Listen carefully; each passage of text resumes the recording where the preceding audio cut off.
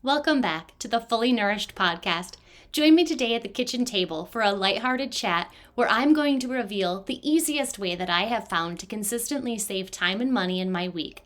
Welcome to the table, my sweet friend. I'm so glad you're here.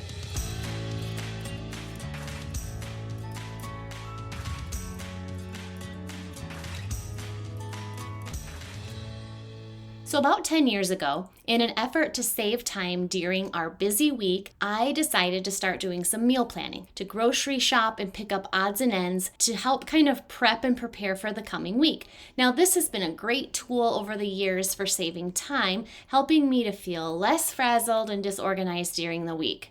Over the years, this has also proved to save us money. Hallelujah. So there's a fewer stops to stores where I could fall into traps of like mindlessly spending. And also, I need to stop and remember to shop my pantry, my fridge, and my freezer before I head to the store. Now, I'm sure that many of you likely already have a similar practice, but my hope today is that you'll still listen in, and I'm going to describe my very simple process, and I hope that this may bless someone out there being initially motivated to try this for the very first time, or give a tip or a trick to somebody to add to their process that they already have in place, or maybe just re-excite somebody who's fallen away from this type of routine.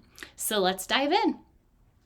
So the first thing that I do is I ask my family if anybody has any meal suggestions for the week.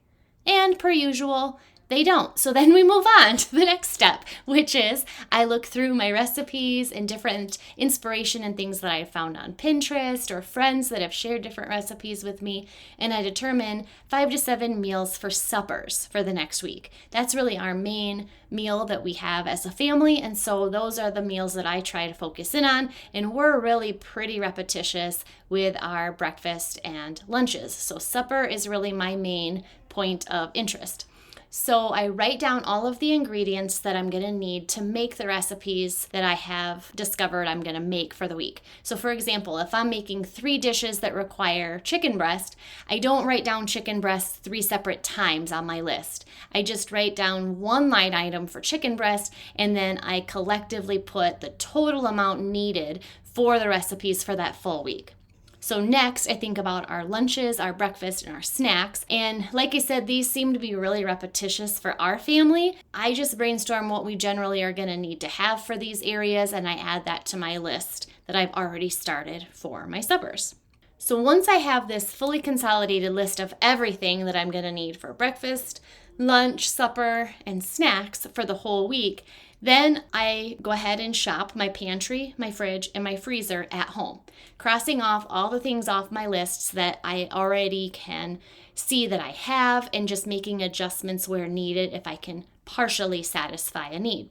Any items that remain on my list, and this is super, super important for time saving and money saving. Do not sleep on this simple additional step. With the remaining items that are needed from the store, I sit down and I rewrite my list for 2 really important reasons. One, I make a whole new list that's clean and clear so that nothing gets overlooked due to my sloppiness as I was shopping my pantry, freezer, and fridge. Lastly, I put all the remaining items in the order that I'm going to find them in the store. I kid you not, this is a huge time and money saver. This means that when I get to the store, I'm efficient and I follow my route, I grab my items, boom, boom, boom, I'm in and I'm out, and I don't waste my time backtracking in the store or veering off into other areas of the store where I personally fall into the trap of making mindless or unnecessary purchases, or I'm just really kind of wasting time browsing around and looking at things. Side note here, if you don't seem to go to the same stores frequently, then I would just suggest grouping these in categories. All your produce, all your dairy, dry goods, frozen foods, etc., so that at least when you get to the store, you can shop a category where you're going to still find that you're going to be able to save that time instead of wandering the store and save that mindless buying because you really do have your list and everything you should find in that category. The very last thing I do is review any toiletries or household items that are needing to be added to my list, and then I'm all set. I'm headed off to the store. Now, many of you may like to order your groceries online and you can just go pick them up. Now, I'm not personally a fan of this, but many people love it. So I would still encourage you to make your list, shop your pantry, fridge, and freezer first before placing your order online. And then when you get there, just pick up your order and leave. Don't go in the store and still have, that mindless spending. If you are a couponer, an additional tip would be to look at all of your coupon options before you plan your menu so that you can plan your menu according to the coupons that you have access to. And depending on your personality and your habits, you may also want to flip this around and also do an inventory of your pantry, fridge, and freezer prior to building your menu if you tend to be somebody that tends to have a lot of excess on hand, so that you can maybe get some of those things used up.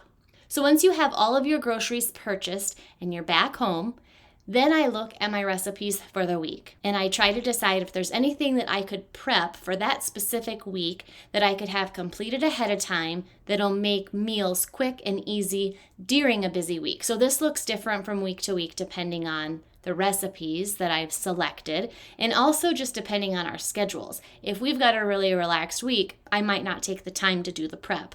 But if we've got a really busy week and I can see that ahead of time, then I'll try to prep as much as possible so that it just makes everything go a little bit more smoothly for us. So an example of this would be shredding up a bunch of chicken or separating it into containers once I have it all shredded so I can just easily grab and make a meal, or chopping up a bunch of produce or veggies, onions, that sort of thing that go into a lot of different meals through the week so that I just have it on hand, and then throughout the week I don't have that cleanup multiple times. I just have it all set and ready to be used. And then for lunches, we tend to eat a lot of chicken thighs. And so on many weekends, John will just smoke a bunch of chicken thighs and then we just have them in the fridge for us to just pull and use throughout the week for lunches. I hope that you found this to be helpful or fun. I don't know. Give it a try if you're not doing it already. I think that you'll be pleasantly surprised. And yes, it does take time on the front end, but during the week, you'll reap the rewards of that time spent. And that is it for today, my sweet friends. I pray that wherever your life takes you this week, choose to do what you can with what you have from where you are to help grow God's kingdom and to passionately pursue your own journey towards living fully nourished. Join me next week for a traditional Fully Nourished podcast long-form episode. I look forward to connecting with you then. Take care.